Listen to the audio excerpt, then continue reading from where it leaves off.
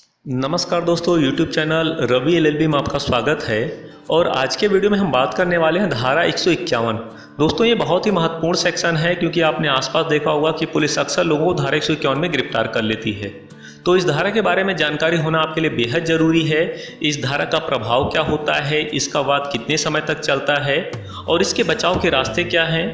और अगर ये आपके ऊपर अगर मान लीजिए 151 में आपकी गिरफ्तारी हो जाती है तो इसका आपके इन फ्यूचर आपके ऊपर क्या प्रभाव पड़ेगा, जॉब से रिलेटेड क्या समस्याएं हो सकती हैं, इन सब का आज आपको हम इस वीडियो में बताने वाले हैं। तो वीडियो को अंत तक देखिए और यदि अभी तक आपने हमारे चैनल को सब्सक्राइब नहीं किया है तो चैनल को सब्सक्राइब कर लीजिए और बेल नोटिफिकेशन को प्रेस कर लीजिए ताकि आने वाले हमारे लॉ से रिलेटेड नए वीडियो मिले आपको सबसे पहले। तो आइए शुरू करते हैं। लॉ से रिलेटेड स्टडी मटेरियल बस अब आपके एक क्लिक पर विजिट करें www.vidikdiary.com।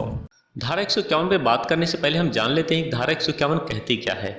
धारा 151 की उपधारा 1 कहती है कि कोई पुलिस अधिकारी जिसे किसी संज्ञेय अपराध करने की परिकल्पना का पता है, ऐसी परिकल्पना करने वाले व्यक्ति को मजिस्ट्रेट के आदेशों के बिना और वारंट के बिना उस दशा में गिरफ्तार किया जा सकता है जिसमें ऐसे अधिकारी को प्रतीत होता है कि उस अपराध का किया जाना अन्यथा नहीं रोका जा सकता।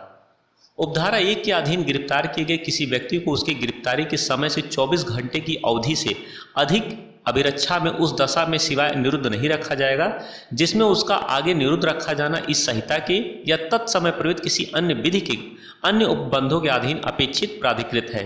दंड प्रक्रिया संहिता की धारा 151 स्पष्ट करती है कि आखिर भी क्या शर्तें हैं जिसके तहत एक पुलिस अधिकारी किसी व्यक्ति को मजिस्ट्रेट के आदेश के बिना और बिना वारंट के गिरफ्तार कर सकता है। गौरतलब है कि इस धारा के अंतर्गत गिरफ्तारी केवल तभी कर सकता है जब उसे किसी संज्ञेय अपराध करने की परिकल्पना का पता चलता है। ऐसी शक्ति के प्रयोग के लिए एक शर्त यह भी है कि गिरफ्तारी केवल तभी की जानी चाहिए जब संबंधित पुलिस अधिकारी को यह प्रतीत होता है कि अपराध का किया जाना अन्यथा नहीं रोका जा सकता, अर्थात बिना व्यक्ति को गिरफ्तार किए इस अपराध को घटित होने से नहीं रोका जा सकता। अगर ऐसा नहीं है तो गिरफ्तारी की आवश्यकता नहीं होगी। अक्सर आपने सुना होगा कि किसी व्यक्ति को पुलिस ने 151 के तहत पकड़ लिया है या किसी को 151 में बंद कर दिया है। तो सबसे पहले एक बात जान लेना बेहद ज़रूरी है कि धारा 151 किसी अपराध का नाम नहीं है, बल्कि ये उस शक्ति का नाम है जो किसी अपराध को होने से रोकने के लिए पुलिस अधिकारियों को दी गई है।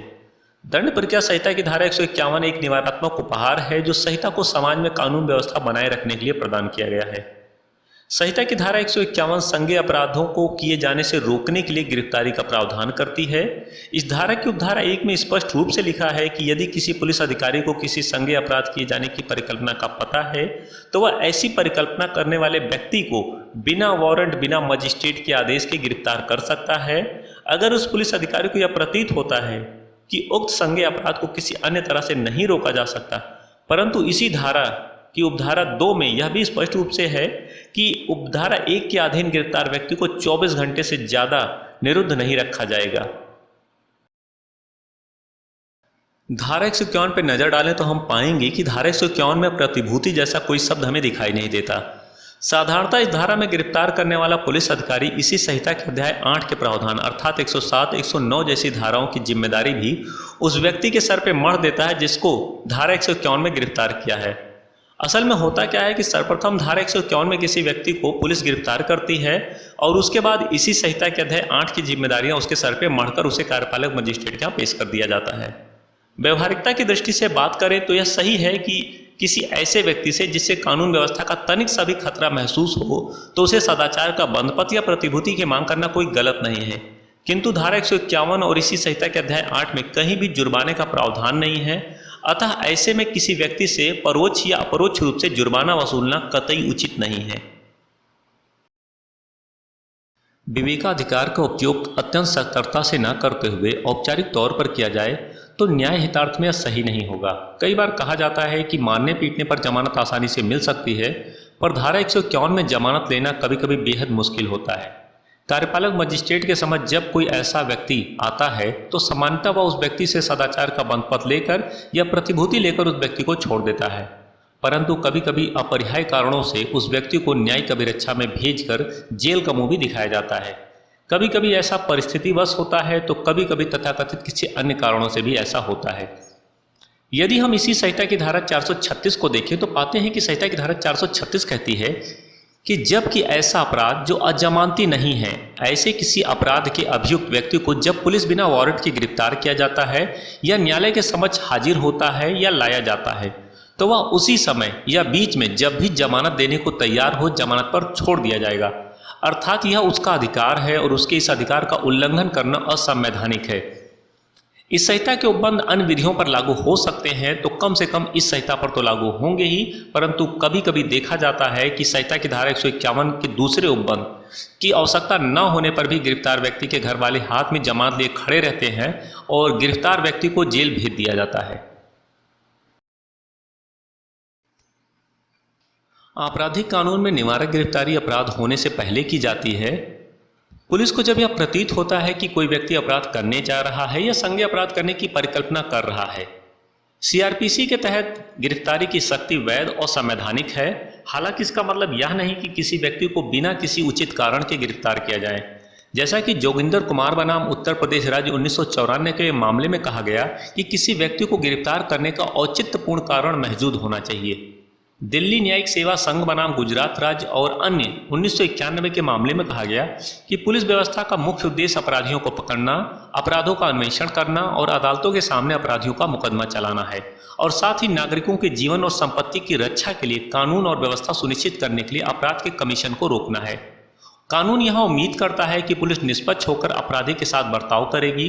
मौजूदा कानूनी स्थिति यह है कि दंड प्रक्रिया संहिता की धारा 151 के तहत केवल संदेह के आधार पर गिरफ्तार किया गया व्यक्ति ऐसा व्यक्ति नहीं है जिसके खिलाफ एक संज्ञेय और गैर जमानती अपराध बनता हो या कथित तौर पर उसके खिलाफ ऐसा आरोप हो, और इसीलिए ऐसे व्यक्ति को न्यायिक हिरासत में नहीं भेजा जा सकता। तो दोस्तों, अब हम आपको बता दें इस वीडियो का जो सबसे महत्वपूर्ण टॉपिक है, जो तमाम सारे हमारे व्यूअर ने भी पूछा था कि धारा 151 में गिरफ्तारी होने पर या मुकदमा दर्ज होने पर क्या हमारी सरकारी जॉब पर भविष्य में कोई प्रभाव पड़ेगा? क्या हम जब इन फ्यूचर कभी हम सरकारी जॉब का फॉर्म भरेंगे तो क्या हमें उसमें उसका उल्लेख देना होगा?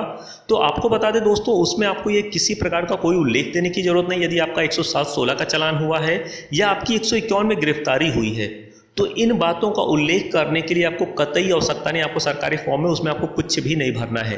क्यों? क्योंकि ये एक निवारणात्मक कार्रवाई है। आपने कोई अपराध नहीं किया है, अपराध करने से पहले ही आपको रोक दिया गया है। ठीक, तो हो सकता शायद आप अपराध करते भी ना, लेकिन ये एक पुलिस का अधिकारी का मतलब एक ऐसा था कि वो आपको लग रहा था उसे कि आप अपराध कर सकते, इसलिए आपको उसने पाबंद किया। तो इसलिए आपको इसमें कोई भी देने की जरूरत नहीं। हाँ, अगर आपके खिलाफ कभी कोई FIR दर्ज हुई हो तो उसमें आपको ये देना जरूरी है, और उसमें आपको अपने एप्लीकेशन फॉर्म में सबमिट करना होगा कि हाँ, आपको इस तरह के इस क्राइम नंबर में जो FIR की संख्या है उसका ईयर क्या है और पुलिस स्टेशन कौन सा था और किन किन सेक्शन में आपके खिलाफ मामला दर्ज किया गया था। तो वहाँ पे आपको उल्लेख करने की जरूरत है। 107/16, 151 में इसमें आपको कतई अपने एप्लीकेशन फॉर्म में कोई भी उल्लेख करने की जरूरत नहीं है, और इसका आपकी जॉब पर कोई बैड इफेक्ट नहीं पड़ने वाला है। तो उम्मीद करते हैं दोस्तों आज का ये हमारा वीडियो आपको पसंद आया होगा। यदि वीडियो पसंद आया तो लाइक करें, शेयर करें और कमेंट करें। और यदि अभी तक आपने हमारे चैनल को सब्सक्राइब नहीं किया है तो चैनल को सब्सक्राइब कर लिए, ताकि लॉ से रिलेटेड हमारी इसी तरह के नए वीडियो मिले आपको सबसे पहले। तो मिलते हैं एक नए वीडियो में, तब तक के लिए नमस्कार।